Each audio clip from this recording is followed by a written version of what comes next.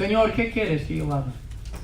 Yo he mencionado esto en el pasado, pero hace varios años, hace bastantes años, cuando yo era un cristiano joven, había un movimiento juvenil cristiano en los Estados Unidos que tenía su base en un libro titulado En sus pisadas, en inglés, In His Steps. El autor era Charles Sheldon. Era un libro que en aquel tiempo se vendía millones y millones de ejemplares. Y este movimiento de vez en cuando surge en alguna ciudad por ahí, en algún estado, en algún grupo juvenil, en diferentes partes del mundo. Y este movimiento se basa en la pregunta en inglés, What would Jesus do? WWJD. En español, ¿qué haría Jesús? QHJ. Y se caracteriza por ponerse pulseras con esas iniciales, esas letras WWJD o QHJ. What would Jesus do? Y la idea es, o a veces se usan camisetas con las mismas letras ahí. Y la idea es de que cuando un joven se encuentra en una situación, en una tentación, en una decisión en que no sabe qué hacer, debería mirar la pulsera o mirar las letras o por lo menos pensar en estas palabras: ¿qué haría Jesús? Y esta idea sirve de buen guía para el joven o para la persona, para saber cómo responder a diferentes circunstancias o diferentes decisiones. Y la verdad es, si usted puede, si quiere investigar un poquito más de este movimiento, usted puede poner ¿qué haría Jesús? What would Jesus do? En Wikipedia. Ahí le da una descripción de este movimiento. Y como digo, de vez en cuando surgen diferentes estados, diferentes grupos juveniles. Y es una buena pregunta. ¿Qué haría Jesús? Es una buena pregunta. Pero la pregunta que hace Pablo aquí, hermano. Ahora, la verdad es que Pablo hace dos preguntas. Pero la primera pregunta era una pregunta y no sabía con quién estaba hablando. Pero la segunda pregunta, Señor, ¿qué quieres que yo haga? No solo fue una pregunta, sino también una oración. Porque sabía con quién estaba hablando. Esa pregunta es mejor. Porque en vez de hacer una pregunta acerca de Jesús, ¿qué haría? Esta pregunta es más bíblica porque es dirigida a Jesús, pidiendo dirección para uno mismo ahora en este momento. Sí, amén. Señor, ¿qué quieres que yo haga? Oh, hermano, esa pregunta es muy importante. Tal vez, como muchos eruditos han dicho, tal vez la pregunta más importante después de haber aceptado a Jesucristo que un cristiano puede hacer. La pregunta más importante. Esta pregunta puede cambiar cada faceta de nuestra vida. Cada decisión, en cada circunstancia nos ayudaría a vivir en completa obediencia. Hermanos, si en cada circunstancia decimos, Señor, ¿qué quieres que yo haga? Siempre estaríamos en medio de la voluntad de Dios. ¿Se imagina? Cada decisión sería más fácil. Sería más correcta. Si simplemente dijéramos, Señor, ¿qué quieres que yo haga? Ahora, Pablo, hermanos, aquí su nombre es Saulo. No sabemos. Yo busqué y no sabemos cuándo, si fue Dios o Pablo mismo o otros cambiaron el nombre Saulo a Pablo. No sabemos cuándo. Sabemos en la Biblia cuando primero se usa el nombre de Pablo, pero creo que es el capítulo 3. Pero Saulo o Pablo era un judío ferviente, celoso por su fe judía y celoso por la fe de sus antepasados. Pero él veía a los cristianos como herejes. Él vio a los discípulos del Señor como personas que estaban pervirtiendo, contaminando, corrompiendo la fe verdadera de los judíos. Y en ese celo y en esa ceguedad espiritual, él hacía todo lo que podía hacer de exterminar a los cristianos, de exterminar la iglesia primitiva recién nacida. Y andaba, mis hermanos, Pablo, gran apóstol, antes de conocer a Cristo, él andaba amenazando, arrestando y sí, matando a los cristianos, hermanos. Ahí dice en versículo 1. Dice en versículo 1, dice Saulo, aún amenazas y muerte.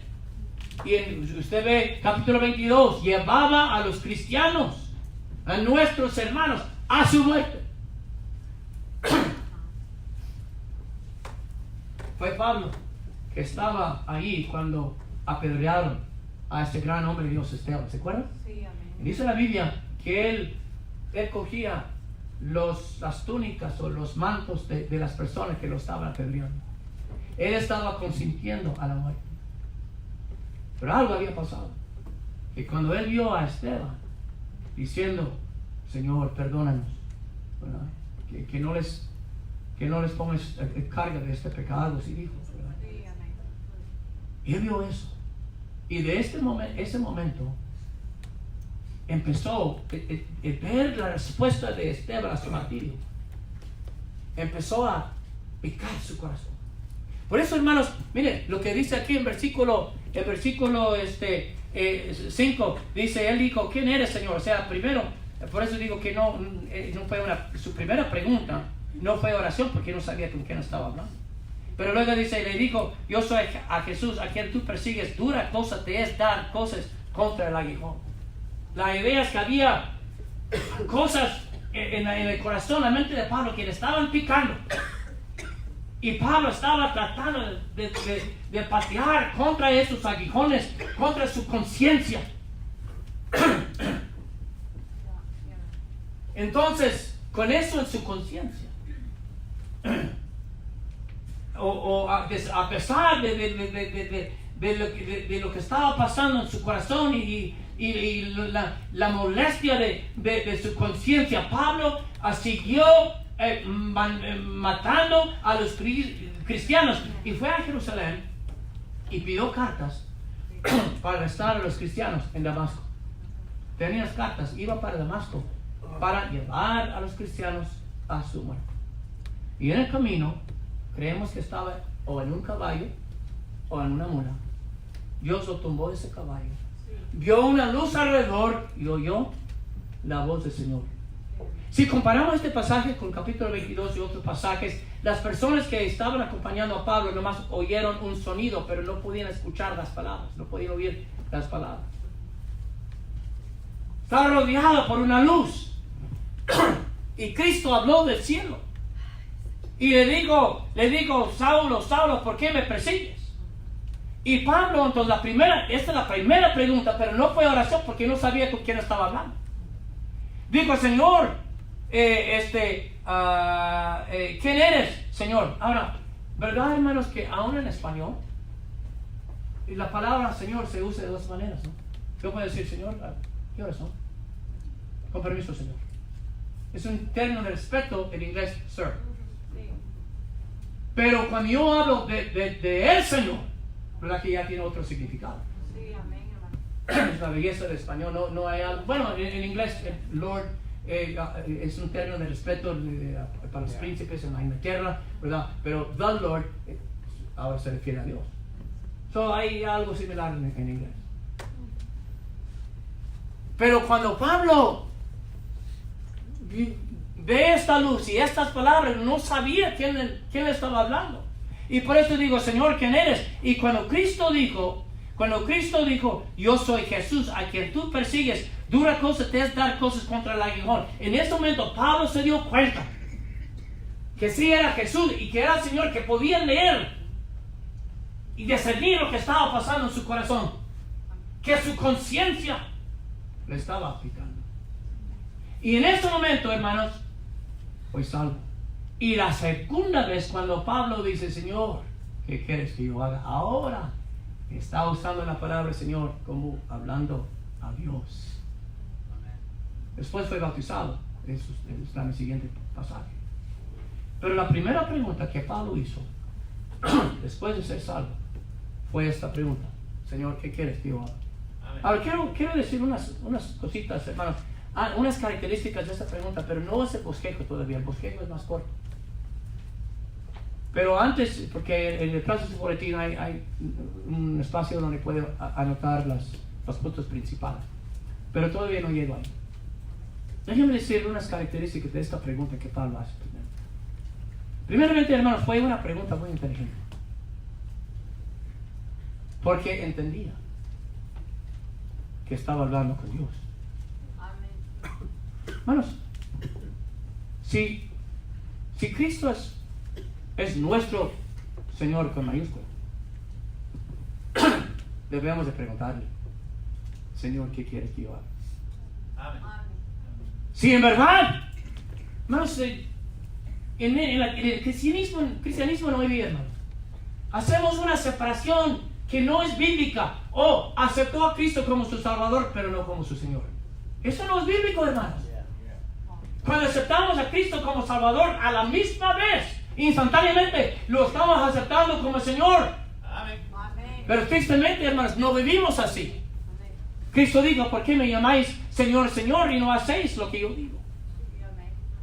Vivimos, hermanos, y hacemos decisiones como Cristo no fuera nuestro Señor. La pregunta es inteligente. Debemos de reconocer que Cristo es Dios. Es una pregunta también no solo inteligente, sino también una pregunta sumisa. ¿Qué quieres que yo haga? Yo me someto. He estado haciendo cierta cosa, pero Señor, ahora yo someto mi voluntad a la tuya. ¿Lo ha hecho, hermano? Pablo apenas fue salvo. Y de repente, instantáneamente, sin pensar dos veces, mi voluntad ahora es tuya, Señor. Tu voluntad es mía, mejor dicho. Y muchos, tal vez, no hemos sometido nuestra voluntad a la de Él.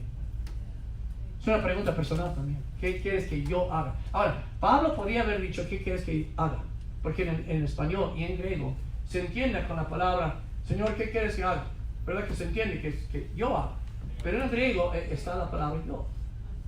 La idea es, ¿qué tienes para mí? ¿Se acuerdan, hermanos, cuando Cristo había resucitado y Pablo estaba hablando con Pedro en la orilla del mar? Y le está diciendo lo que le va a pasar, que van a estirar sus manos, que él va significando la clase de muerte que iba a sufrir. Y Pedro dice, mira Juan, ¿y qué va a pasar con él? ¿Se acuerdan? ¿Qué va a pasar con él? Y Cristo dijo, si él permanece hasta que yo venga, ¿qué te importa? ¿Se acuerdan cuando Cristo dijo eso? Estamos muy interesados en lo que Dios quiere para otra persona. Lo que debe interesarnos, hermanos, no es la voluntad de Dios para el hermano Byron o por el hermano Oscar. Debemos de preguntarle, Señor, ¿qué quieres que yo? Ricardo Stokes, ¿qué quieres que yo haga, Señor? Es una pregunta personal. Y lo que me impresiona, hermanos, es de que es una pregunta inmediata. Entre versículo 5, versículo 6, Pablo se salva. No fue bautizado todavía. Y Dios se bautizó, recuperó su vista, recibió el Espíritu Santo y fue dado su comisión después. Las cosas sucedieron diferente en el libro de Hechos. Pero lo que quiero decir, hermanos, es que la primerita pregunta que hace después de su salvación es, Señor, ¿qué quieres que yo haga? Y hay cristianos que viven toda su vida y nunca quieren saber. Viven su vida haciendo su propia voluntad y nunca le dicen, Señor, ¿qué quieres que yo haga? Sin embargo, aquí fue una pregunta inmediata. En la introducción, déjeme decir que también fue una pregunta inmediata. Porque cuando Pablo le dijo, ¿qué quieres que yo haga? Cristo le dijo, ok, ve para allá a la ciudad y yo te voy a decir. ¿Y sabe lo que Dios le dijo? Vas a sufrir muchas cosas por mi nombre. Sí. Tengo que admitir esto mañana, hermanos. Si usted hace la pregunta, Señor, ¿qué quieres que yo haga? Tal vez va a tener que hacer decisiones que están contra su carne y contra su propia voluntad.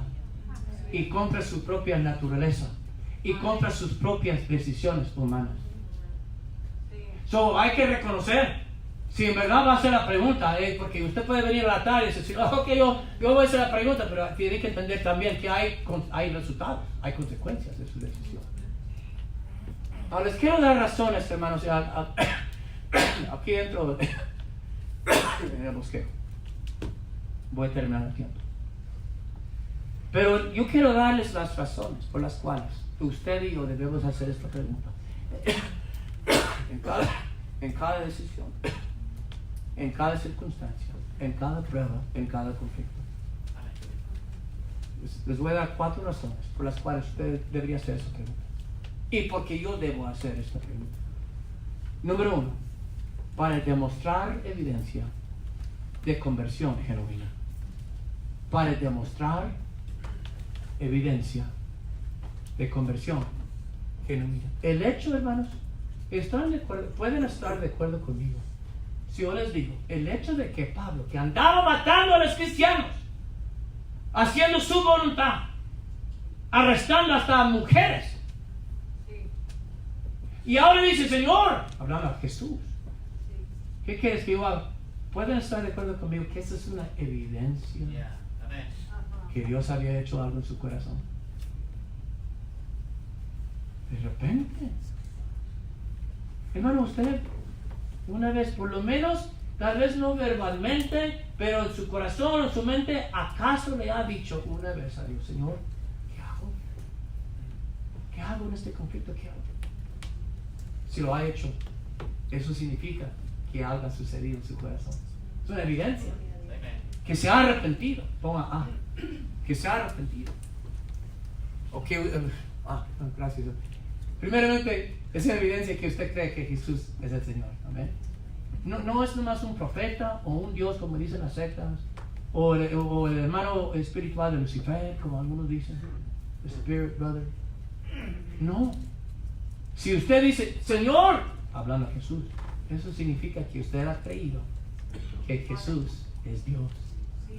Y luego B, también es evidencia que se ha arrepentido. Ya no quiere seguir en el pecado, ya no quiere hacer las cosas a su manera, ya no quiere hacer solamente su voluntad, ahora quiere hacer la voluntad de Dios. Se está sometiendo a los cambios que Dios quiere hacer en su vida.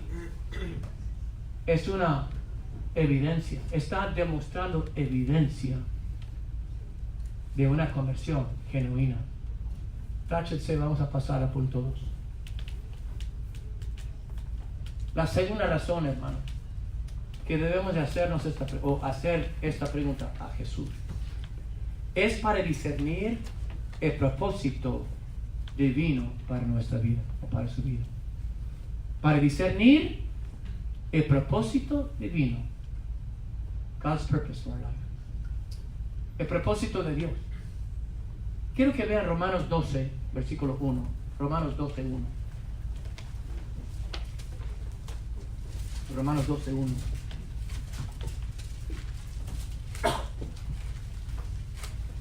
¿Tienen frío o tienen calor? ¿También? ¿Calor? ¿Cuántos tienen calor? Se apagó el aire, pero el ventilador todavía está puesto. Okay. Para discernir, hermanos, bueno, aquí dice Pablo, así que apóstol Pablo, así que hermanos, Romanos 12, versículo 1, así que hermanos, os ruego por las misericordias de Dios, que presentéis vuestros cuerpos en sacrificio vivo, santo, agradable a Dios, que es vuestro culto racional. No os conforméis a este siglo, sino transformaos por medio de la renovación de vuestro entendimiento, para que comprobéis cuál sea la buena voluntad de Dios, agradable y perfecta. Dios, hermano, tiene su voluntad, tiene un propósito para su vida, hermano. Es un propósito especial. El propósito de Pablo antes era exterminar la iglesia cristiana. Pero ahora dice, ya a propósito de la última banca, si alguien está masticando chicle, pues si la pueden. Pasé una hora esta semana quitando chicle de la alfombra. Okay. Pero hermanos, Dios tiene un propósito para usted, hermano. Amén. Ahora, mire, hermano, Él tiene lo que se llama su propósito general, que es para todos. ¿Ok? ¿Y dónde está revelado ese propósito general? ¿Dónde está revelado? Es en la Biblia. Dios quiere, hermanos, que todos sean salvos. Y si usted ya es salvo, su primer propósito, hermanos, es que sea bautizado, igual que Pablo. Mire, hermanos, en versículo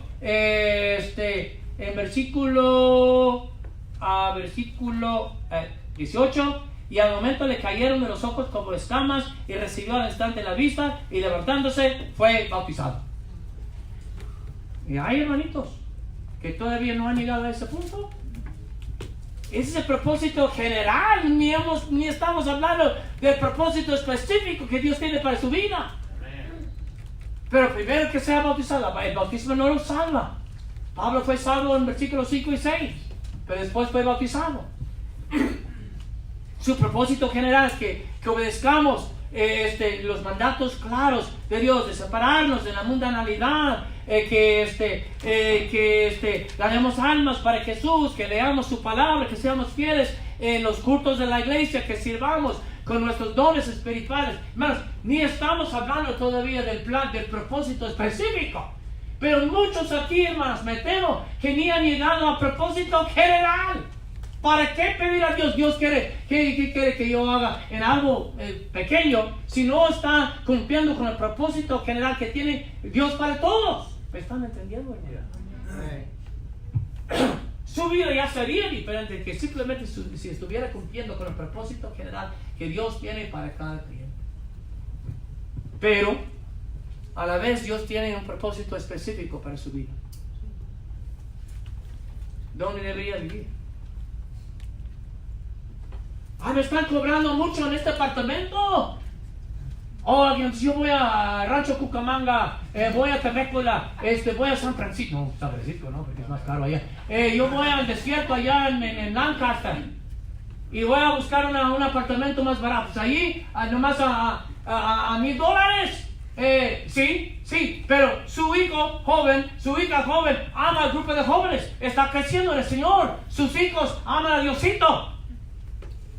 Suena lógico con razón humana, pero ¿qué tal decir, Señor, qué quieres que yo haga? ¿Me están entendiendo, hermanos? A veces queremos hacer todo con la razón humana. Yo he visto, hermanos, muchas familias hacer sus decisiones a base de la razón humana o la lógica humana, y en el camino han perdido a su familia completamente. ¿Qué tal decir, Señor, qué quieres que yo haga? ¿Con quién me debería casar? ¿Dónde debería trabajar? Yo he visto, hermanos, personas en esta iglesia, muchas personas, me da tristeza decirlo, noviazgos y casamientos, y nomás se van y no dicen, realmente, no dicen, Señor, tú ves, Señor, que sí me trae, sí me gusta, es muy guapo, se parece mucho al pastor, pero Señor, yo no quiero hacer mi voluntad. Señor, ¿qué quieres que yo haga? Y muchos, hermanos, se han ido de la iglesia haciendo su propia obra. Felices de la vida por unos cuantos años o por unos cuantos meses, y luego ya con el tiempo cosecha las consecuencias de una decisión que no fue guiada por Dios. Se han ido personas, muchas personas, se van, se casan, y yo tengo que admitir que yo tengo Facebook, ¿ok? El otro día fui eliminando, porque la mayoría de los amigos que yo tengo en Facebook son o hermanos de la iglesia o misioneros, no incrédulos. Y si es entre comillas, un hermano, una hermana que tiene fotos indecentes, no los borro, los quito.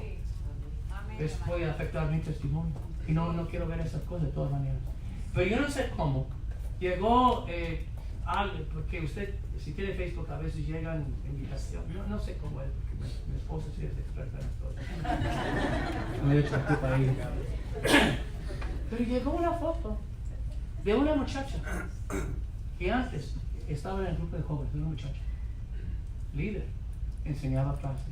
Una foto con su novio, con bigote. No están con los bigotes. Y con su busto ahí, todo afuera. Y, oh, qué bonita pareja. Cuando esa niña antes quería ser misionera, se puede decir muchas cosas de su mamá también, malas decisiones, pero hay consecuencias de las decisiones que hacemos, hermanos. Y hermanos, debemos de preguntarle, hermano, ¿con quién debería casarme, Señor? ¿Qué quieres que yo haga? Podemos entender, hermanos. Miren, entendemos al incrédulo que vive por sus deseos y por sus placeres y por su propia voluntad y a base de su propio pecado y se quieren divertir y buscan el placer, luego mueren y van al infierno y nunca buscaron la voluntad de Dios para su existencia. Entendemos porque no somos salvos, no conocen a Dios, pero qué triste, hermano, el cristiano que pasa por toda su vida y nunca dice: Señor, ¿qué quieres que yo haga? Yo quiero discernir, Señor, tu propósito para mi vida. La tercera razón que debemos de hacer esta pregunta, no solo para demostrar evidencia de conversión genuina y para discernir el propósito divino para nuestra vida, sino también, número 3, para encontrar guianza en las decisiones importantes. Para encontrar guianza en decisiones importantes. Está ligado este punto con el número 2. Pero quiero que vean Proverbios 3. Proverbios 3, 5 y 6.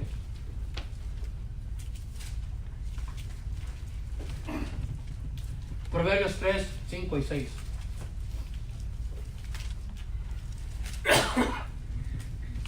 Proverbios 3, 5 y 6.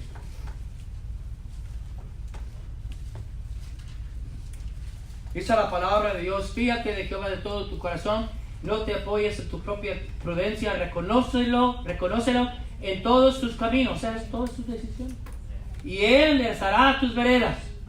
En otra parte dice: te haré entender, en Salmos, no vayan ahí, pero escuchen. Te haré entender y te enseñaré el camino en que debes andar, sobre ti fijaré mis ojos. Amén. Sí, amén. Cuando hay decisiones que hacer. Ahora, hermanos, mucha de la guianza que necesitamos para hacer decisiones correctas y sabias se encuentra en la palabra de Dios. Amén. Sí, Lámpara es a mis pies tu palabra y lumbrera a mi camino. sí, amén. Si simplemente conociéramos la palabra de Dios, hermano. Sí. Así es, hermano. Mire, quiero ver, hermana Molina, le ofrezco un trabajo en una cantina. Me va a ganar 20 la hora más las propinas. ¿Qué le parece? O sea, no tiene que hablar con Dios, ¿verdad? No tiene que pedir consejo. ¡Está en la Biblia! Hay muchos principios en la Biblia que ya guían su decisión.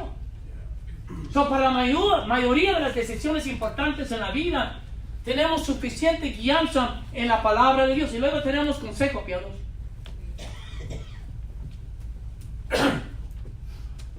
Alguien se casó no hace mucho y le dije a un hermano, esa persona me pidió consejo. No, pastor, con una sonrisa. Claro, porque, miren, hermanos, lo que pasa, hermanos, es que muchos jóvenes se quieren casar y realmente no quieren saber, no quieren pedir consejo. Porque me gusta y porque es bonito y porque me abre la puerta del carro y es diferente que los muchachos de la iglesia y me gusta cómo se peina y me trae flores de vez en cuando, ya me voy a casar. Sí, pero no conoce a Cristo. Ha tenido muchas.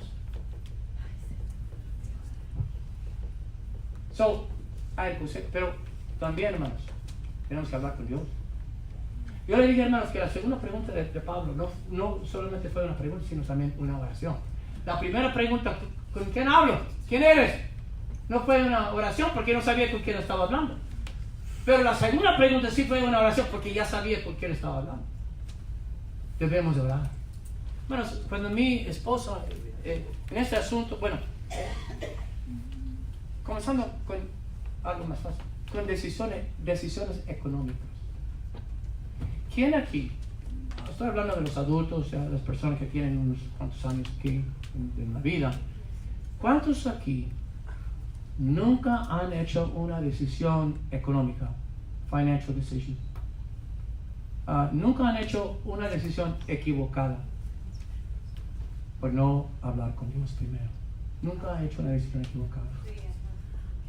¿Verdad que yo he comprado casas y he vendido casas erróneamente, equivocadamente, porque simplemente no hablé con Dios? Y ahora vivo en la casa Bobby y estamos contentos y agradecidos con Dios. Pero yo tenía un condominio en Montevideo muy bonito. Y ya que no estaba contento con el condominio, compré una casa en Glendora, muy bonita, que ahora vale más como 600,000 en Glendora. Es una ciudad muy bonita, con piscina, con árboles. Y luego la vendí. Entonces yo personalmente he hecho muchas decisiones económicas que han fracasado simplemente porque no dije, Señor, ¿qué quieres que yo haga? Me están entendiendo, y a lo mejor hay otras personas. ¿Y qué tal esto de los noviazgos y matrimonios? Mi esposa y yo, como digo, no nos conocíamos porque nuestra relación fue de larga distancia. No la recomiendo, pero ella tenía sus 30 años, yo tenía 60, éramos ya más maduros en el Señor. Yo quería servir al Señor a tiempo completo, ya estaba aquí en la iglesia. Ella también quería ser esposa del pastor. Su pastor ya me conocía hace muchos años, tenía años conociendo. O sea, y luego los padres estaban de acuerdo, el pastor, su esposa, de él también estaban de acuerdo, todos estaban de acuerdo. Pero aún así, oramos. Mi esposa a veces en la mañana, en la madrugada, se levantaba y oraba con sus primas, sus tías, para ayudar y orar, diciendo, Señor, ¿qué quieres que yo haga? Tenemos un matrimonio feliz y niñas también, que una tiene un demonio, pero usted sabe que la quiere mucho, ¿eh? Pero pegó a una persona ahora otra vez. Hannah pegó a Hannah. Ella la disciplina. Le damos el Señor, ¿qué quieres que yo haga? Eso pega a una niña, ¿qué voy a hacer yo? Déjalo así. La llevé atrás de la guardería y la discipliné. Platiqué con ella. La llevé con Hannah. Le di un abrazo, le di un besito. Tenemos que, en todo, lo que quiero decir, hermano, en todo aspecto de nuestra vida debemos de buscar guianza del Señor, hermano. Oh, yo voy a otra iglesia. Ya esta familia y el pastor y no me gusta eso, ya me voy. Y como muchos de nosotros hemos considerado, esta gente, esta congregación no aprenden, no dan su diezmo, no se consagran, ya me voy. Bueno, nunca lo he pensado, ¿verdad? Es una idea, un ejemplo, ¿verdad? Pero muchos aquí, hermanos, ¿verdad? Que han dicho, ya me voy. ¿Qué tal? Yo he visto, hermanos, enojarse con en esa iglesia es una bola de hipócritas. Si eso sí, hermanos, hay espacio para uno más. Pero yo he visto, hermanos, familias enteras, y ese de la iglesia, a base de cosas tan superficiales, cosas emocionales, y verdad, hermano, usted que se ha quedado aquí, que ha permanecido, verdad que esa prueba ya pasó. Y verdad que mira atrás, hermano, ¿qué, hermano? ¿Qué tal decir, Señor? aquí no enseñan la palabra de Dios. Y el pastor es adulto. Señor, ¿qué quieres que yo haga? No, pero nadie ora así. Nadie habla. Pero como digo, hermanos, yo he visto, yo no soy neófito en la hora, hermanos. Yo he visto a muchas familias que nomás se levantan, se van por situaciones y sufren las consecuencias en la educación de su hijo. ¿Qué quiere el Señor que yo haga? Señor, que pongo a mis hijos en la escuela donde están rodeados con mucha desmodestia, con malas palabras, siendo enseñados por los homosexuales, siendo enseñados todas teorías mundanas y socialistas de este mundo. Oh, los pongo en la iglesia, en la escuela cristiana, que no es perfecta, pero con sus amiguitos de la iglesia y con maestros que aman al Señor. ¿Qué quiere el Señor? Yo sé que aquí cuesta $250, mucho dinero, si no yo puedo comprar otro carro. No, pero Señor, es más barato aquí. Bueno, hermanos, yo no solo soy padre, pero yo fui maestro de escuela pública por 20 años. Estoy jubilado. Hasta me da un poquito de ya mi jubilación. No es mucho porque salí temprano. Yo sé de lo que estoy hablando. Y no hace mucho andaba entrevistando a algunos de sus chicos que han pasado toda su vida en la escuela cristiana. Y hasta una persona me dijo, pastor, no le diga a mi mamá, no le diga a mi papá.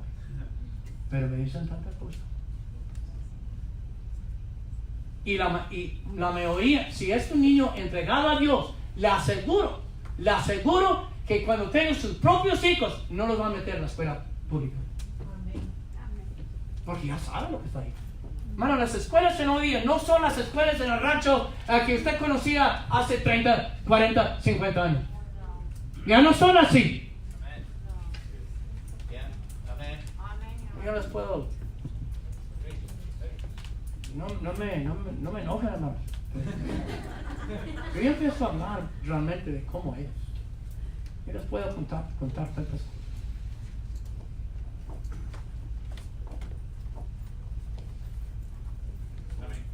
Solo usted nomás tiene que pasar por la secundaria o por la high school a la hora de la salida, a la hora de despedida, hermano, hombre, y así debería poder hacer su decisión. ¿Me están entendiendo? ¿No más viendo?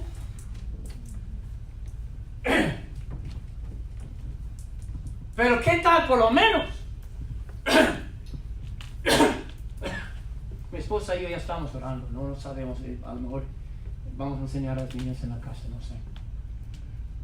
En español, con material de México.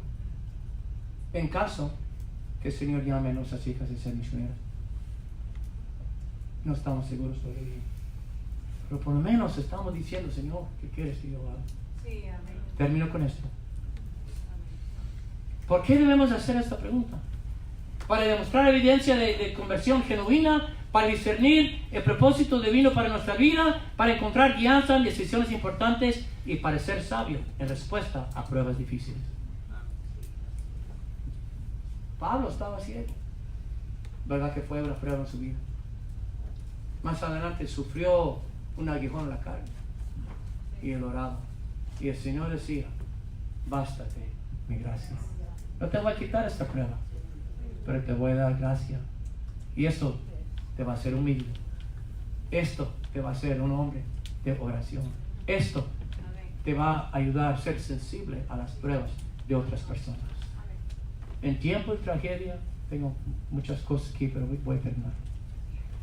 Cuando hay tragedias, cuando hay asuntos de salud, cuando hay conflictos personales, ¿sabe lo que queremos hacer? La carne quiere reaccionar.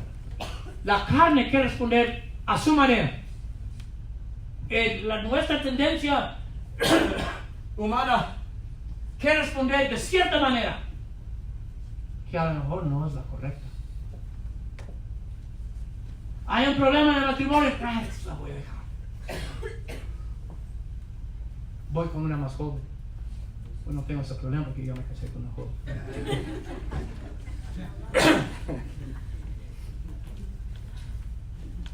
Me voy a divorciar. Qué triste, estaba hablando con entró en la reunión de evangelismo ayer, entró una señora mayor y la gente estaba mirando, ¿quién es él? Ella estaba buscando a su hermana, supuestamente iba a venir ahora, ¿no? Ha venido Antonieta, Lupita. Bueno, esta señora, ya tengo años testificándole, y luego esta semana fueron unos jóvenes a testificarle, es de Guatemala, y hace 20 años, un poquito menos, llegué a su puerta, le estaba enseñando la Biblia y estaba mal de corazón. Con el tiempo tuvo un trasplante de corazón. Bueno, Martín, ¿conoce a Antonieta? Sí, no conoce. Su hijo de vez en cuando venía a la iglesia. Tenía en aquel tiempo como 18, 19 años, a la edad de 20 años. Murió en un accidente. Después de la muerte de su hijo, su esposo la abandonó. Esta señora que entró aquí en el evangelismo estaba buscando a su hermana, que también estaba visitando Guatemala, pero estaba allá en la yarda. Y empezaba a practicar, la reconocía. Sí me acuerdo. Me contó su historia. Tantas cosas. Nunca se ha doblegado al Señor. Nunca ha venido a los pies de Jesucristo. Yo le dije una vez, por lo menos, mire, oramos por ti, por semanas, por meses. Por lo menos venga a la iglesia para dar gracias a Dios. O a la congregación por la oración. Porque una vez, 20 años, supuestamente iba a venir ahora con su hermana, que es cristiano, que vino de Guatemala para visitarlo. Pero lo que quiero decir, hermanos, cuando suceden cosas aquí, la carne quiere responder de cierta manera. ¿Qué tal decir, Señor? ¿Qué quieres que yo haga? Cuando hacemos esa pregunta, hermanos, demostramos evidencia de conversión genuina. Podemos discernir el propósito divino para nuestra vida. Encontramos guianza en decisiones importantes. Vamos a ser sabios en respuesta a pruebas difíciles. Tal vez esta mañana usted quiere venir al altar diciendo, Señor, ¿qué quieres que yo haga? ¿Qué tal el bautismo? Pablo luego les bautizó. Él quería hacer la voluntad de Dios desde el principio, por eso se bautizó. ¿Qué es la voluntad de Dios para cada cristiano, para cada persona que acepta a Cristo? Bautismo no salva, pero es evidencia de la salvación. Haga su decisión esta mañana.